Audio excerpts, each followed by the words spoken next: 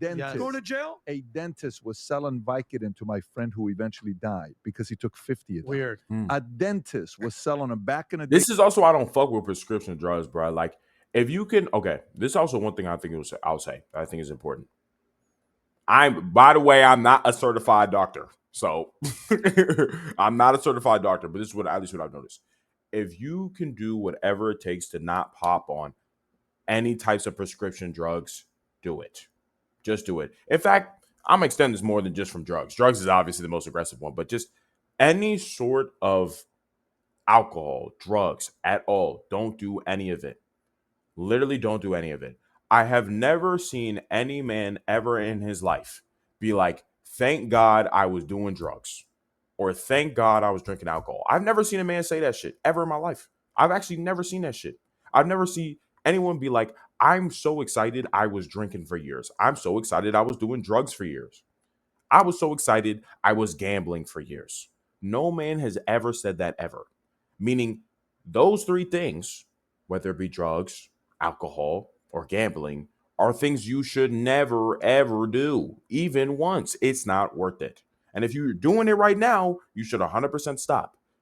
Because I know you can't sit here and argue the fact that what you're doing right now, whether it be the drugs, the alcohol, or gambling, is benefiting your life as a man at all. Because it more than likely is not at all. And so because you know that, and because it's obviously true, it's not like doing drugs is making you richer and more capable and stronger and mentally stronger.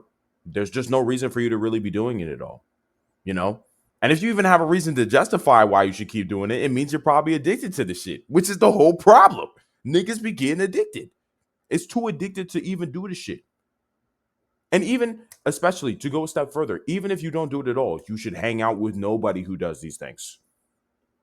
Because that's usually even how it starts anyway.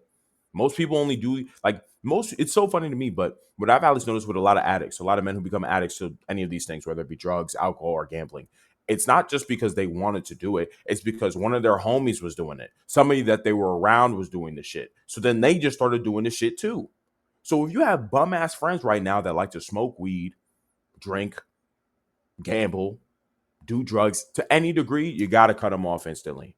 Because I promise you, you're going to do that shit with them. And then you're going to keep doing it. And once you keep doing it, it's going to be impossible to get off that shit. I don't know if you guys have ever been around an addict before, but it's fucking horrible.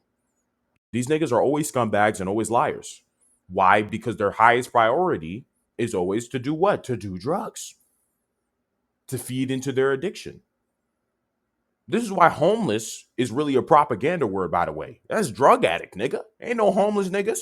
That's drug addict.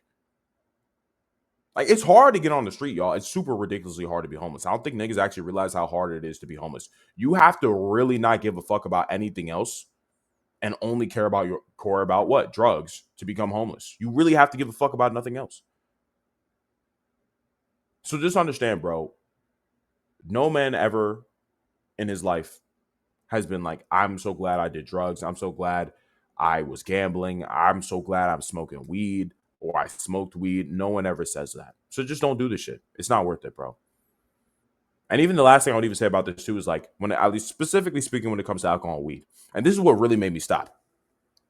I remember me and my homie were having a conversation about this shit. We're like, all right, bro, because it's fun. That's one thing I'll give it. Like smoking weed, drinking alcohol, it's fun. It's fun being drunk. It's fun being high. Food be tasting mad fucking good. I'm not going to lie. I'm going to be real. I'm not going to sit here and be disingenuous and act like, oh, doing drugs or alcohol or drinking alcohol is not fun. Like, obviously it's fun. That's why niggas do it. But what we quickly started to realize is that, okay, well, what if I'm smoking weed or I'm high or I'm drunk and an emergency situation goes down? I know a lot of niggas will say, oh, you'll just sober up quick, but still, an emergency situation goes down or whatever. Would I be as cognitively sharp as I need to be to deal with the situation? Would I be extremely ready to react to an emergency situation if I'm high or I'm drunk? No, I wouldn't be. And you could be in an emergency situation out of nowhere, randomly. So it's not, to me, we were thinking about that and we're like, bro, it's never worth it to do these things because this means you can never react when you're in an emergency situation because you're under the influence. How many niggas have died in car crashes because they're driving under the influence, bro? right? I know I sound like one of them high school teachers right fucking now, but it's true. It's really true when you sit and think about it. So, bro, the drugs, the alcohol, the gambling, none of this shit is worth it, bro. It's really just not worth it. Your life does not improve from it at all. If you're doing it right now and you don't want to stop, it means you're already kind of fucked. And even more so, you should stop doing it because there's no benefits for it. So if you're justifying it, that means you're already in a bad situation and you 100% need to stop. So